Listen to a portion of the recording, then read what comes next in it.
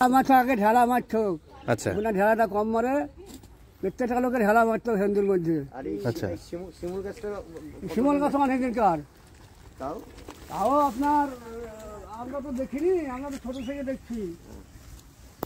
আমাদের এখানে 100 বছর বয়স হয়ে মরে গেল, তারাও দেখেছে গাছ।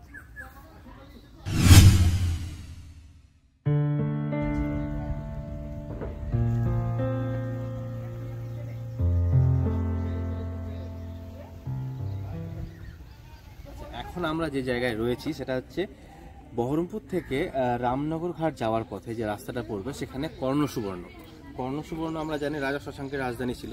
তো সেইখানে যদুপুর বলে একটা জায়গা রয়েছে, সেই যদুপুর থেকে মানে যদুপুরের ঠিক আগে বাঁ দিকে একটা রাস্তা ঢুকছে, গ্রামের মধ্যে রাস্তা।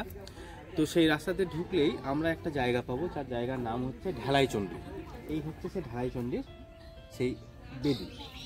এখন এইটা সম্বন্ধে যে মিথটা বলুন বা যে লেজেন্ডটা শোনা যায়, তুরকুন সাহেব এবং মাদার সাহেব বলে দুই ভদ্রলোক ছিল ইংরেজদের সময়।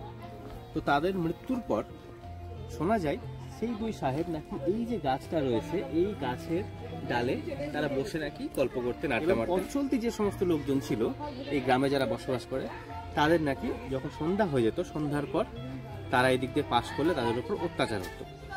তো সেই অত্যাচার থেকে বাঁচার জন্য যারা এই দিক দিয়ে যাতায়াত করতেন সেই সময় তারা ঢিল মারতেন একটা করে, এবং পরবর্তীকালে সেই ভয় থেকে ভীতি থেকে বাঁচার জন্য এইখানে একটা চণ্ডী বেদির প্রতিষ্ঠা করা হয়। এইখানে সেই অত্যাচার, ভূতের অত্যাচার কমে, কিন্তু সেই যে ট্র্যাডিশনটা ছিল ঢিল মারার সেটা এখানে কন্টিনিউ হতে থাকে। এখন লোকজন এই দিকে যখন পাস করে এইখানে যাওয়ার সময় এই গাছে বা এই বেদিতে একটা করে ঢিল মেরে যায়।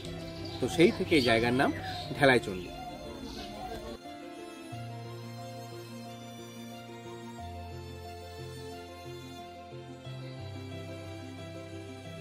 মনে হয় না পড়াশোনার কাজ করে, ঠান্ডা থাকে তো মনে হয় না কাজ করতে।